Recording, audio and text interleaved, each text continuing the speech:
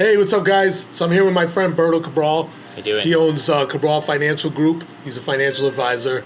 And Berto and I have had some great conversations lately about everything that's kind of going on in the world and the macro events. And so we're going to start recording these conversations and putting them out there and just get discussions going online.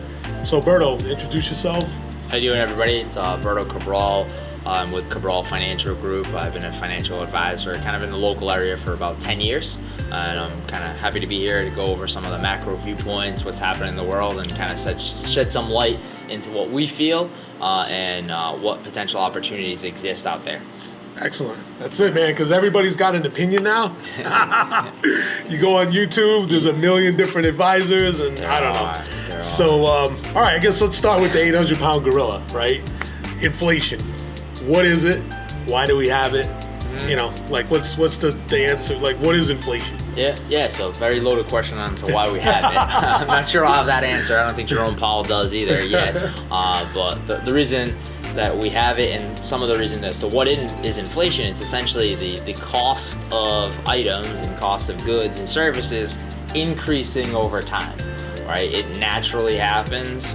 We're supposed to have inflation overall. Like, that's how people get raises. You get a raise, it's your income's going up. It's inflation. But right now we're dealing with inflation at rates that we have not seen since probably the 1970s. And 8% annualized inflation rate. Gas and oil, I think it's at like 38% year over year. We were literally just looking on your phone. Mortgage rates went up 53% this year. So costs of things are going up very quickly. And part of that reason, in my opinion, again, not broad advice, but just kind of my own personal opinion on this, is we had the COVID pandemic, which created a significant supply shock. Everything kind of shut down. And at that exact moment that we had the supply shock, we also had a significant increase in demand. Everyone wanted to do everything at the exact same time in terms of renovating and fixing. So we had significant decrease in cost during COVID in gas prices. They went to historic lows because no one was driving, no one was really doing anything, but all the other items kind of increased. And then today the gas has increased significantly. Oil companies, the gas companies did not make any money during COVID. They kind of lost money, most of them. And today they're making obscene amounts of profits. Now for demand, what fuels demand? In the U.S., I mean, looking at the COVID thing, like what did we do? Like, I mean, my opinion is all the money we printed, right? We just pumped tons of cash in the system. People sat at home, locked up. All of a sudden, their houses. Now they're like upgraded their homes. Because now they realize, like, oh, I need a yard, right? I'm locked out. Or an office. I need a home office. Home office. You know, so all this money's pumped into the system, and like you said, right, supply shock.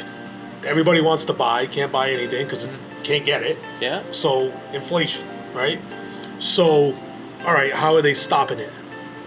What they're trying to do, and if anybody watches financial news, CNBC, Fox News, Fox Business News, any of those things, you'll be able to see that they're talking about the hard landing, soft landing. If you watch anything stock market related, you've probably heard those terms, and it's really, can the Federal Reserve increase rates, slow down the economy without bringing the economy into a recession?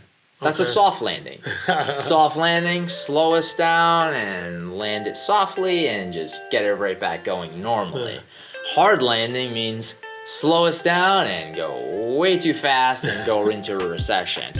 I explain it to clients sometimes when I'm talking. It's kind of like the Federal Reserve is kind of walking on eggshells. And it's a very, very, very difficult thing to do, to be able to kind of slow down without bringing it to a point where it slows down too far, because especially in the U.S., most of our country economy is consumer spending. Like, I think it's 70% of the GDP is consumer spending. So spending money is what drives our economy. Spending money is demand, and right now there's too much of the demand, and they have to help slow it down, which is why they had the increase in interest rates in the mortgage world. So if you make money more expensive, it stops people from spending it. Correct. So the cost of money. Correct. So it's all tied together. It's crazy. Yeah, and I agree with you. I feel like the Federal Reserve, they're like they're damned if they do, they're damned if they don't. They've put themselves in a corner.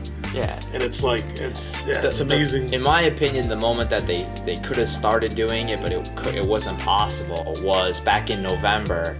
But at that exact moment where it looked like everything was trending correctly, it was also when the Omicron variant started to spike. That looked like it was going to be significantly more contagious. And it was, but it was not very bad. Many people didn't get that sick from it. So that would have been the moment to start the increase. Had they started then, we might not be as bad. Correct. But that's what everybody says. They've delayed it too long. They're not going fast enough. And it's a lot easier to look back in time and identify what things should have been done than at the exact moment that you're doing it. And that's what's so hard about investing, right? It's like 100%. You can always look back and say, oh, that was where I should have bought. Correct. But, how do you know in a time? I mean, all right, so you mentioned recession.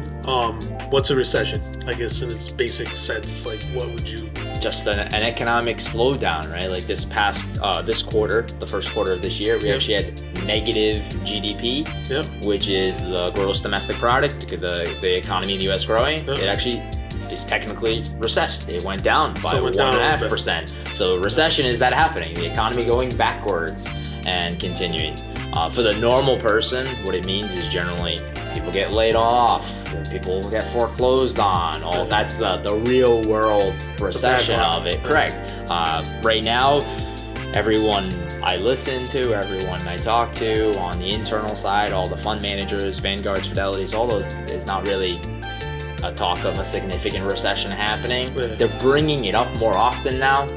Like the call I was just on before I came here, they were talking about it more probable that we will likely enter at some point so that's everyone's CYA, but it's probably happening. But 2023.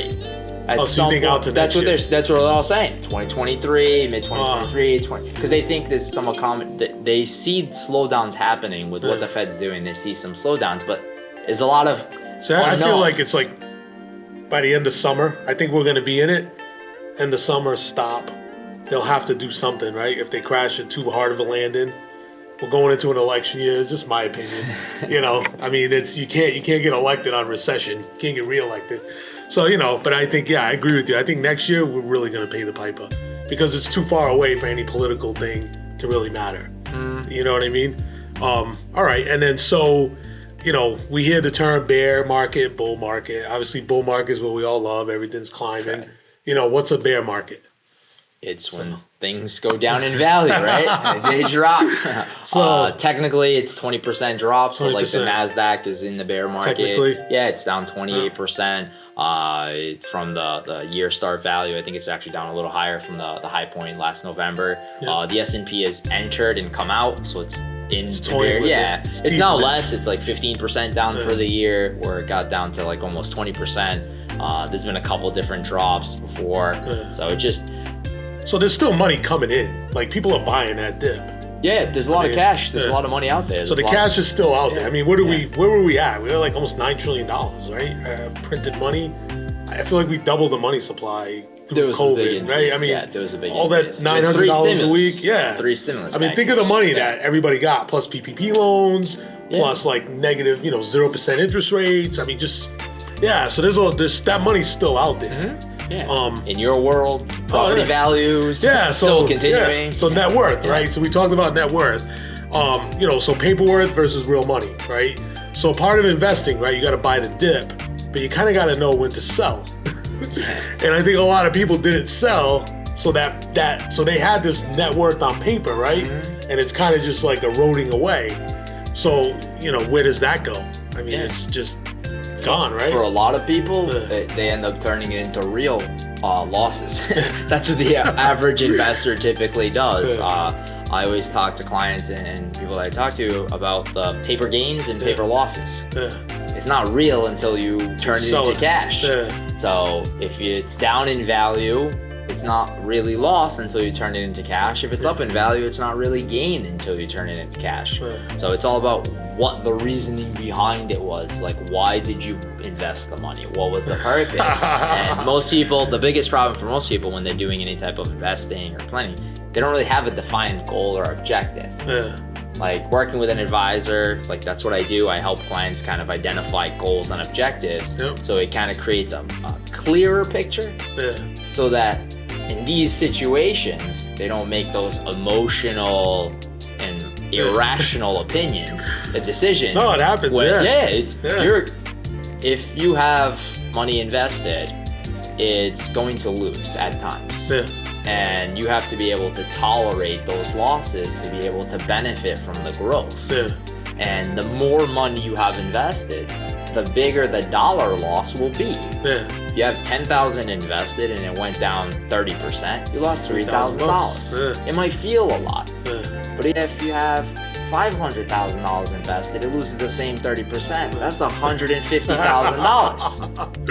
Yeah. Will you react the same way? Because if you're invested in the risk that you are, you're supposed to react the same way. Yeah. What happens is when the dollar amount gets bigger, the reaction is not the same anymore. Because now it's like, oh, I lost so much money. But you really didn't actually have the money because you own equities or stocks that didn't grow. Equity in the house. It isn't real until it's realized. It's used. Like if you invest and you have, I don't know what Robinhood, because I can't really use it for what we do, but Schwab's Fidelities, they have it's called unrealized losses. Yeah. That's what they actually call it. Gains, unrealized, losses, unrealized. Yeah, I don't think Robinhood's that sophisticated, but they'll tell you where you're at. Correct, but it doesn't say unrealized or realized. Yeah. When you sell on Schwab or Fidelity or any of the big firms, it'll go into a different category. It'll show realized gains and unrealized. Yeah, and it's if you sell after a year, your tax is different. Long-term tax bracket versus So that's the thing too. Yeah. Sometimes you buy something, it pops, and you sell it, you think you did great, and all of a sudden you got this huge tax bill because you sold it. I think that happened to a lot of people in 2020 and 21. Guys at home day trading the stimmy checks. And I saw somebody, I don't know how truthful it is because it was on Reddit, it was on Wall Street Bets, but somebody said that they had tax consequence on $350,000 worth of tax liability because they had like $1 million profit the year before, but they had no money because they lost it all in March this year. I saw stuff when like the that. economy this year, we had that bounce down in March, recovery.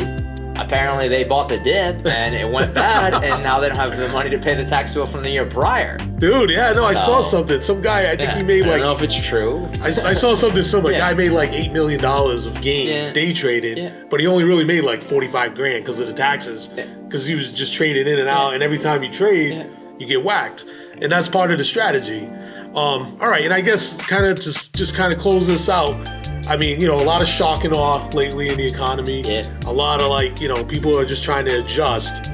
What do you do?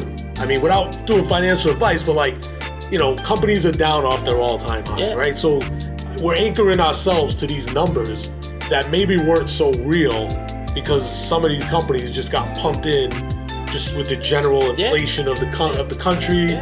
So, if you look at a stock and the all-time high was $1,000 and it's trading at 150 right now, people are buying that thinking it's going to go back to that. So what kind of companies, generally speaking, would someone want to look at to know, all right, this probably has a shot? Like not specific companies, but what are the characteristics that you want to look for? I think right now it's most important to get into high quality companies with quality cash flow and earnings, but it goes back to the goal oriented and why someone's buying. Like you could buy that company at 150 that came down from 1,000, but you have to realize why and how much it needs to do to get back to it, right? If you're just getting in at 150, it doesn't actually matter to you. But if you bought at 1,000, you're getting back in at 150 to average your costs down. So you're still gonna need about 4 times return, 400% return on your money to get back to even. And some of them will, and some of them won't. Like that's the big thing with investing. For the overwhelming majority of people, individual stock trading should not be an area that they do. Like they can do it. You have to be able to stomach the risk tolerance. But investing in broad indexes, investing in diversified, and the big thing is investing money that you do not actually need for a short period of time. Like I'm a big believer, and I work with people all the time. You need to have 3 to 6 months of safe cash at all times. Like I have people that are looking to buy a home and they might not buy this year, they might buy in a year and a half. We're not investing any of that money. Because what's the upside? Yeah. 20, 30, even if it goes up 40%. Yeah. What if they find the house and the market went down at that moment they found the house, and now they can't then buy they're the down house. 40. Yeah, and they no. can't buy the house at that moment. Yeah. So it's all about having a game plan for what they're trying to get accomplished. And I think everybody needs a home, right? Like you need your castle, like you need your own single family or condo or whatever you live in. You gotta have your own home, and that's it. Like you own that. That's like the foundation. You know, it goes up, it goes down. You know, you're not gonna get rich on your single family home, but you need that, right? I think that's an important part of it. Yeah. You know, and then you start going out and you try to make some gains. It's a stabilized cost of rent to buy your own house, right? Yeah, no, it is. You gotta live somewhere. Why not pay your own self? Yeah, pay your own rent. Yeah, that's how I view it. Literally, my house is not really it just I put money into it. I don't get it. It sits in there, right? I can't get it out until I sell, but I have to live somewhere. Yeah, so you may as well control it. Yeah. Yeah, no, I think definitely, and I think, all right, yeah, man, I think a lot of people, you know, we have these conversations all the time about this stock and that stock, this crypto. I'm a big crypto guy. Everybody knows that. You know, but I think people can't even explain why they're buying what they're buying.